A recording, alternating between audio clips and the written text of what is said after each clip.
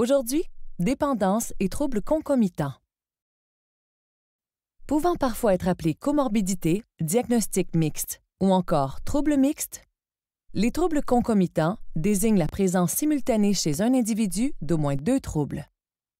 Nous allons aujourd'hui nous intéresser particulièrement aux personnes présentant un ou plusieurs troubles mentaux concomitants associés à un trouble lié à une substance.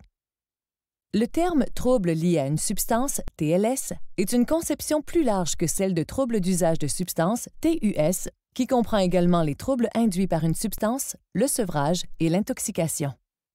Selon les données disponibles dans la littérature scientifique internationale, la présence de troubles mentaux est fréquente chez les personnes présentant un trouble lié à une substance. La dépression, par exemple, est jusqu'à 3 fois plus fréquente chez cette population. D'autres données indiquent que plus de la moitié des personnes cherchant de l'aide auprès de services en dépendance présentent un problème de santé mentale. Aussi, 15 à 20 des personnes cherchant de l'aide auprès de services en santé mentale présentent également un trouble lié à une substance. Ces premiers résultats sont issus d'études réalisées dans différents pays. Mais que savons-nous des troubles mentaux concomitants chez les personnes présentant un trouble lié aux substances ici, au Québec?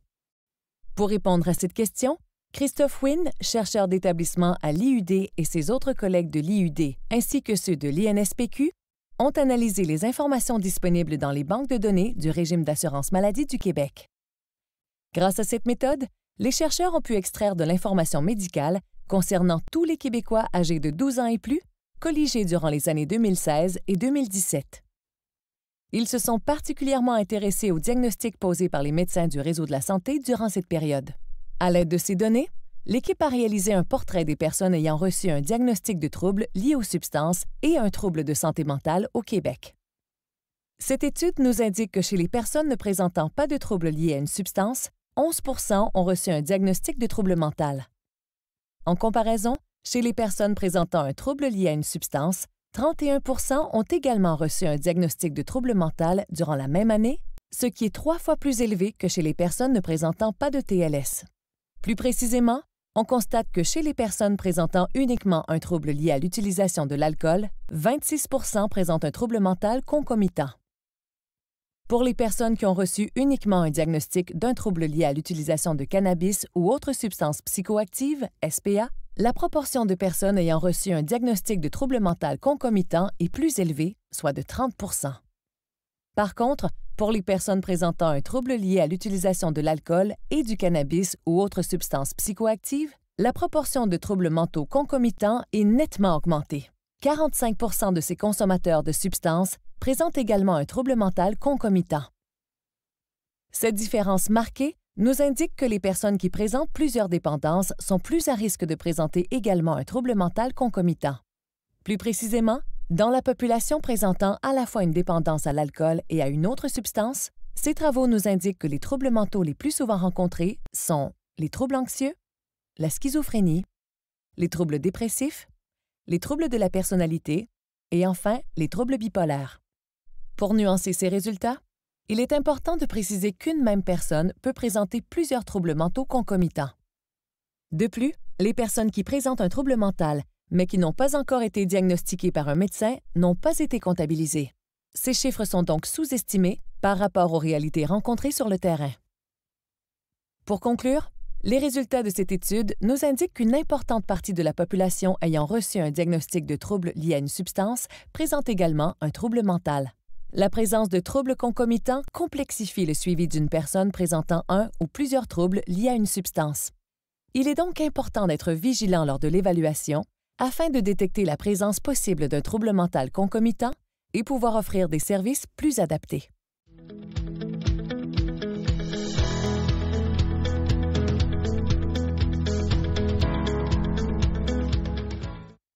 Comment percevez-vous ces données par rapport à ce que vous observez dans votre pratique?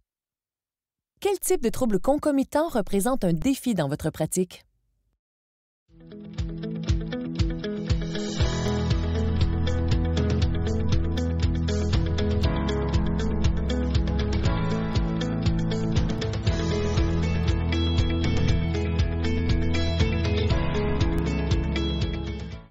Marius est intervenant en CRD. Il reçoit pour une première rencontre Sylvain, un jeune homme de 25 ans sans emploi. Sylvain possède déjà un dossier au CRD. En le consultant, Marius apprend que Sylvain a reçu un diagnostic de schizophrénie en 2016. Après avoir reçu des soins psychiatriques adaptés, il a demandé de l'aide au CRD pour stopper sa consommation de cannabis en 2017. Il a réussi à atteindre son objectif et son état semblait stable lorsque le suivi a été interrompu en 2018. Durant la rencontre, Sylvain apparaît désorganisé et agité. Marius parvient à comprendre que suite à la perte de son emploi il y a 6 mois, Sylvain a repris sa consommation de cannabis.